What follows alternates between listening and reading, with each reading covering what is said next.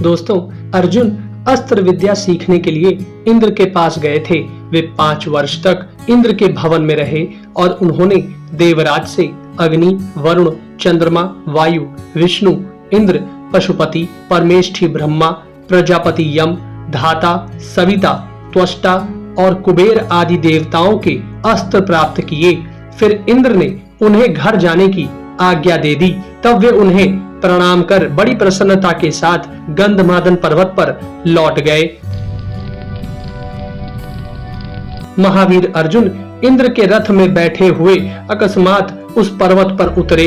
उन्होंने रथ से उतरकर पहले मुनिवर धौम्य के और फिर महाराज युधिष्ठिर और भीमसेन के चरणों में प्रणाम किया। इसके पश्चात नकुल और सहदेव ने उनका अभिवादन किया। फिर कृष्णा से मिलकर और उसे धीरज बंधाकर वे विनय पूर्वक बड़े भाई के पास आकर खड़े हो गए।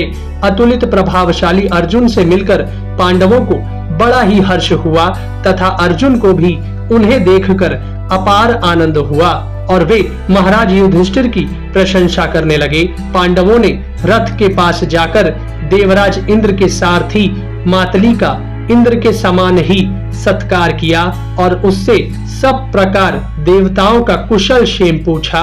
मातली ने भी पिता जैसे पुत्र को उपदेश करता है उसी प्रकार पांडवों को उपदेश करके उनका अभिनंदन किया और फिर उस अमित प्रभावशाली रथ में बैठकर देवराज इंद्र के पास चला गया। दोस्तों, मातली के चले जाने पर अर्जुन ने देवराज के दिए हुए अत्यंत सुंदर और बहुमूल्य आभूषण द्रौपदी को दे दिए। फिर पांडव एवं मुनियों के बीच में बैठकर वे यथावत सब बातें सुनाने लगे। उन्होंने बताया कि इस प्रकार मैंने इंद्र, वायु और साक्षात श्री महादेव जी से अस्त्र प्राप्त किए हैं तथा मेरे स्वभाव से भी इंद्र और समस्त देवता पूर्णतः संतुष्ट थे। इस प्रकार अर्जुन ने संक्षेप में अपने स्वर्ग के प्रवास काल की बहुत सी बातें सुनाई।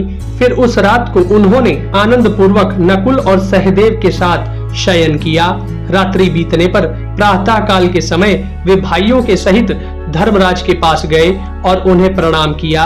इसी समय देवराज इंद्र अपने सुवर्ण जटित रथ से आकर उस पर्वत पर उतरे।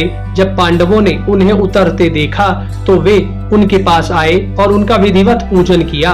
अर्जुन ने भी देवराज को प्रणाम किया और सेवक के समान उनके पास खड़े हो गए। इस समय उदार चित्त धर्मराज का हृदय हर्ष से उमड़ रहा था। उनसे देवराज इंद्र ने कहा, पांडुपुत्र, तुम प्रसन्न रहो, तुम ही इस पृथ्वी का शासन करोगे। अब तुम काम्यक वन को लौट जाओ। अर्जुन ने बड़ी सावधानी से मुझसे सब शस्त्र प्राप्त कर लिए हैं। इसने मेरा प्रिय भी किया है। अब इसे त्रिलोकी भी नहीं जीत सकती। युधिष्ठिर से ऐसा कहे वे फिर स्वर्ग को लौट गए। इंद्र के चले जाने पर धर्मराज ने अर्जुन से पूछा, भैया, तुम्हें इंद्र के दर्शन किस प्रकार हुए? भगवान शंकर से तुम्हारा कैसा समागम हुआ? तुमने किस प्रकार सारी शस्त्र विद्या प्राप्त की? भगवान इंद्र कहते थे कि अर्जुन ने मेरा प्रिय किया है, सो तुमने उनका क्या काम किया था? ये सब बातें मैं विस्तार से सुनना चाहता हूँ। यह सुनकर अर्जुन ने कहा, महाराज, आपने मुझे जिस विद्या का उपदेश किया था उसे सीख कर आपकी आज्ञा से मैं तप करने के लिए वन में गया। काम्यक वन से चलकर मैंने भृगुतुंग पर्वत पर जाकर तप करना आरंभ किया, किंतु वहां मैं केवल एक ही रात रहा। उसके पश्चात मैं हिमालय पर जाकर तप करने लगा। मैंने 1 महीने तक केवल कंद और फल का आहार किया। दूसरा महीना जल पीकर बिताया और तीसरे महीने निराहार रहा। चौथे महीने में मैं ऊपर को हाथ उठाए खड़ा रहा। यह सब होने पर भी विचित्र बात यह हुई कि मेरे प्राण नहीं छूटे। 5वें महीने का एक दिन बीतने पर एक सुअर इधर उधर घूमता हुआ मेरे सामने आकर खड़ा हो गया। उसके पीछे पीछे एक किरात वेशधारी पुरुष आया। वह धनुष, बाण और तलवार धारण किए हुए था तथा उसके पीछे पीछे कई स्त्रियां चल रही थीं। तब मैंने धनुष लेकर उस पर बाण चलाया और उस रोमांचकारी सुअर को बींध दिया। उसी समय उस भील ने भी अपना प्रबल धनुष खींचकर बाण छोड़ा, जिससे कि मेरा मन दहल सा गया।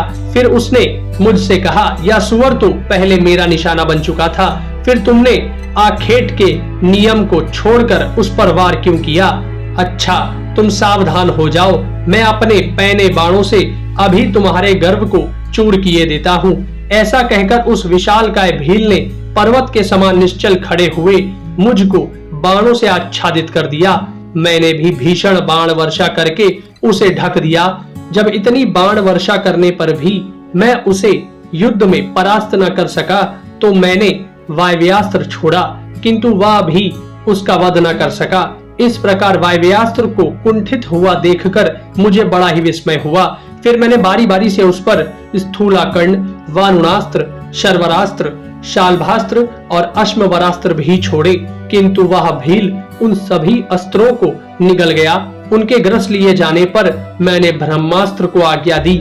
उससे निकलते हुए प्रज्वलित बाणों से वह सब ओर से ढक गया, परंतु उस महातेजस्वी भील ने उसे भी एक क्षण में ही शांत कर दिया।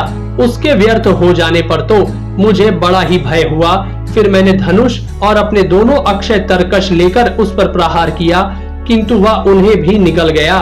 इस प्रकार जब सभी अस्त्र नष्ट हो गए और मेरे सभी आयुधों को वह निगल गया, तो मेरा और उसका बाहु युद्ध होने लगा। मैं मुक्का मुक्की और हाथापाई करने पर भी उस पुरुष की बराबरी ना कर सका और अचेत होकर पृथ्वी पर गिर गया। फिर मेरे देखते देखते वह हंसकर उन स्त्रियों के सहित वहीं अंतर्धान हो गया। इससे मैं भौचक्का सा रह गया।